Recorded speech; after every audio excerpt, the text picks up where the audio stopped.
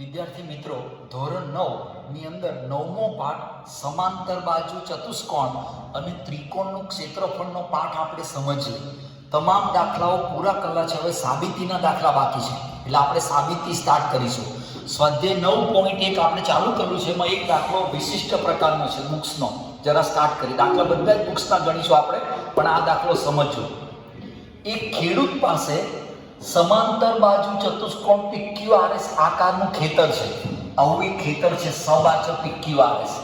તેને એટલે ખેડૂતે બાજુ RS પર બિંદુ A લીધું. હવે અહીંયા કાળજી રાખજો, એ બિંદુ મધ્ય બિંદુ નથી, પણ આ બાજુ પર આવેલું એક બિંદુ છે. ચાલો તેને P અને Q સાથે જોડ્યું. હવે એને P અને Q સાથે જોડી કાઢો. એટલે આ P, ચાલો, અને Q સાથે જોડી કાઢો. P અને Q સાથે જોયું. ચાલો, પહેલો પ્રશ્ન પૂછો તો ખેતર કેટલા ભાગમાં વહેંચાયું? તમે જોઈ લો, તમે તરત આવડશે. 1, 2 ને 3 ભાગમાં વહેંચાઈ ગયું. પહેલો ભાગ, બીજો ભાગ અને ત્રીજો. હું નંબર બી આપું તો આ 1, આ 2 અને 3 ભાગમાં. ચાલો, દરેક ભાગનો આકાર જણાવો. દરેક ભાગનો આકાર ત્રિકોણ છે. આ એક ત્રિકોણ, આ બીજો ત્રિકોણ, ત્રીજો ત્રિકોણ.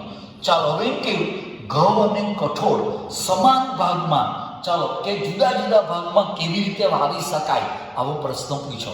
એટલે હું એક કામ કરીશ. પહેલા તો મારો પહેલો પ્રશ્ન, ખેતર 3 ભાગમાં વહેંચાશે. 3 ભાગમાં વહેંચાશે. કયો ભાગ? તો નંબર 1 ત્રિકોણ SPA. આ SPA પહેલો ત્રિકોણ. ત્રિકોણ PAQ, આ PAQ બીજો ભાગ. અને ત્રિકોણ RQ, આ QRA આકાર થશે. આકાર થશે. ફરીથી એક વાર, પહેલો ત્રિકોણ SPA, બીજો ત્રિકોણ PQA, ત્રીજો ત્રિકોણ QRA. 3 ભાગમાં વહેંચાય. હવે હું એક કામ કરું, તમને ખબર છે આ આપણો પાયો છે. વિદ્યાર્થી મિત્રો, આ પાયો. હવે આ પાયો 2 આકારનો છે.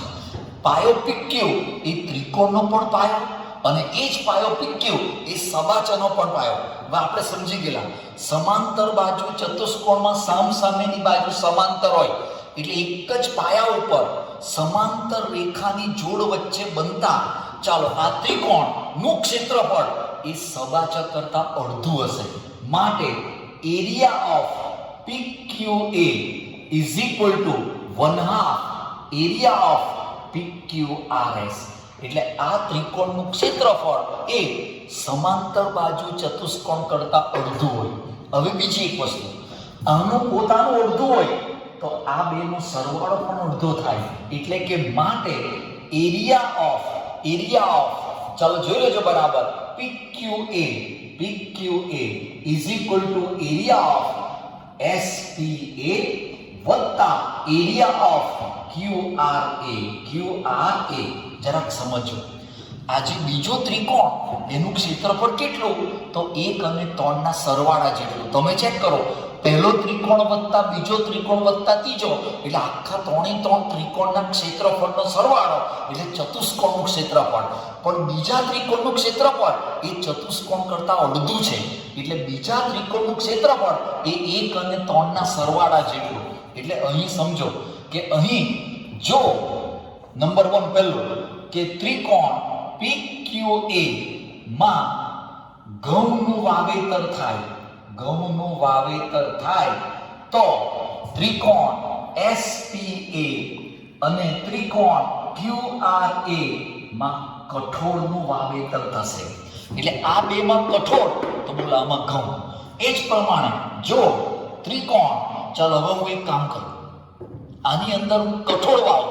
ચાલો, એટલે જો ત્રિકોણ PQA માં કઠોળનું વાવેતર થાય, તો ત્રિકોણ SPA અને ત્રિકોણ QRA માં ઘઉંનું વાવેતર કરી શકાય. વિદ્યાર્થી મિત્રો, પ્રશ્ન સિમ્પલ છે, પણ જરા કાળજી રાખજો. અને અહીં ખાસ કાળજી, સમાંતર બાજુ ચતુષ્કોણ છે, એટલે આ ત્રિકોણનું ક્ષેત્રફળ એ સબાચક કરતા અડધું થશે. ચાલો, હવે એક કન્સેપ્ટ, નવો કન્સેપ્ટ, ત્રિકોણની મધ્યગા ત્રિકોણનું બે સમાન ક્ષેત્રફળના ત્રિકોણમાં વિભાજન કરે. જરા આપણે સમજીએ. સપોઝ આ ત્રિકોણ ABC, આ ABC. હવે આપણી આ મધ્યગા, આ AD મધ્યગા. યાદ રાખજો, મધ્યગા મધ્ય બિંદુમાં છેદે એટલે BD બરાબર CD. તો એમ કહેવાય કે આ ત્રિકોણ ABD અને આ બીજો ત્રિકોણ ADC એ સમાન ક્ષેત્રફળ આપોઆપ બની જાય. એટલે કુલ 100 હોય તો 50-50, કુલ 80 હોય તો 40-40, પણ મધ્યગા હોય તો, ભેદ હોય તો નહીં, મધ્યગા હોય તો. એટલે આ રીતે તમારે આ એક કન્સેપ્ટ મોડે કરવાનો. હવે એના પર દાખલો છે. આકૃતિમાં ત્રિકોણ ABC ની એક મધ્યગા AD, આ AD છે. ચાલો AD ઉપર કોઈ બિંદુ E છે, બતાવો કે એરિયા ઓફ ABE બરાબર એરિયા ઓફ ACE. વિદ્યાર્થી મિત્રો, હું એક કામ કરીશ, સીધી સાબિતી લઉં છું, એટલે કે સાધ્ય. ચાલો સાધ્ય એરિયા ઓફ, જે સાબિત કરવાનું તે એરિયા ઓફ ABE બરાબર એરિયા ઓફ ACE. આ રીતે આ આપણું સાધ્ય છે. વિદ્યાર્થી મિત્રો, મારે આ પ્રૂવ કરવાનું, સાબિત કરવાનું છે. ચાલો હું સ્ટાર્ટ કરું સાબિતી. આપણી આકૃતિ છે. ચાલો સાબિતી. ત્રિકોણ ABC ની મધ્યગા AD છે. મધ્યગા AD છે, કૌંસમાં પક્ષ. હવે AD જો મધ્યગા હોય તો બિંદુ D એ રેખાખંડ BC નું મધ્ય બિંદુ થશે. ચાલો મધ્ય બિંદુ થશે એટલે કે BD બરાબર CD થશે. ચાલો BD બરાબર CD. ચાલો હવે આપણે આવી ગયો હમણાં કે જો મધ્યગા આપેલી હોય તો તે સમાન ક્ષેત્રફળમાં વિભાજન કરે. માટે area of ABD is equal to area of ADC. Number 1 આપો. આપણે આવી ગયો ત્રિકોણની કોઈ એક મધ્યગા તેનું સમાન ક્ષેત્રફળમાં વિભાજન કરેલા બે ક્ષેત્રફળ સરખા. ચાલો હવે AD પર બિંદુ E છે. હવે એક કામ કરો, બિંદુ E માંથી રેખાખંડ BC ને સમાંતર રેખા L રચો. ચાલો એક રેખા દોરો, રેખાખંડ BC ને સમાંતર એક રેખા દોરો. આ રેખા દોરો L. ચાલો આ રેખા દોરો બિંદુ E માંથી. વિદ્યાર્થી મિત્રો સમજો, અથવા ડાયરેક્ટ સીધી પણ. ચાલો આ L બરાબર. ચાલો હવે એક કામ કરીશું, જેવી રેખા દોરી એટલે હું આ લાઈન દોરી કાઢું. ચાલો આ લાઈન એટલે કે આ BE અને બોલો આ તમારું CE, રાઈટ. ચાલો હવે વિદ્યાર્થી મિત્રો ખાસ સમજો, તમારું આ જેવું બિંદુ છે એટલે ત્રિકોણ EBC. ચાલો હવે ત્રિકોણ EBC માં ED મધ્યગા છે. ED મધ્યગા છે.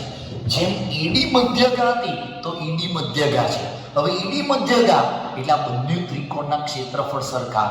માટે એરિયા ઓફ EBD, ચાલો EBD is equal to area of EDC, area of EDC થશે.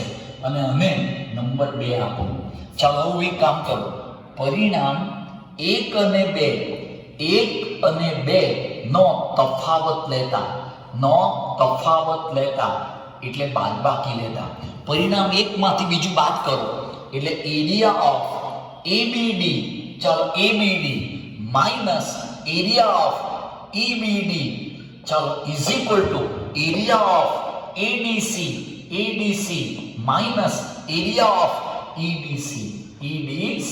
પરિણામ 1 માંથી બીજું બાદ કરો. હવે જરા સમજો, તમને આઈડિયા આપો. એરિયા ઓફ ABD જરાક સમજો. ABD એટલે આ આપણો આખો ત્રિકોણ, જો બરાબર આ એક સમજો, આ ત્રિકોણ અને માઈનસ એરિયા ઓફ EBD એટલે આ ત્રિકોણ, આ ત્રિકોણ EBD. હવે તમે આખા ત્રિકોણમાંથી આટલો બાદ કરો, આટલો કટ નાખો, તમે જોઈ લો આટલો ત્રિકોણ વધવાનો. એટલે આખામાંથી આટલો કટ કરો તો આ વધ્યો, કયો વધ્યો? ABE. એટલે અહીંયા સીધું આવશે એરિયા ઓફ આ બેની બાદબાકી એરિયા ઓફ ABE. એ જ પ્રમાણે સેમ તમારો AC આવી જાય બીજું તો એરિયા ઓફ ACE. એટલે આપોઆપ તમારું આ સાધ્ય બેઠું મળી જશે. એટલે આખા ત્રિકોણમાંથી આટલો કટ કરો એટલે બાકીનો આ ત્રિકોણ, એક પ્રમાણે આખામાંથી આટલો કટ કરો એટલે બેઠો બાકીનો ત્રિકોણ મળશે. વિદ્યાર્થી મિત્રો, આ રીતે તમે સાબિત કરી શકશો. એટલે સાબિતીના મુદ્દા છે. ધોરણ 9માં ચતુષ્કોણના પાઠમાં માત્ર સાબિતી બાકી છે, તો સાબિતી આપણે ગણતા છે. અગાઉ દાખલા આપણે ગણ્યા છે, હજુ આપણે વધારે ગણીશું.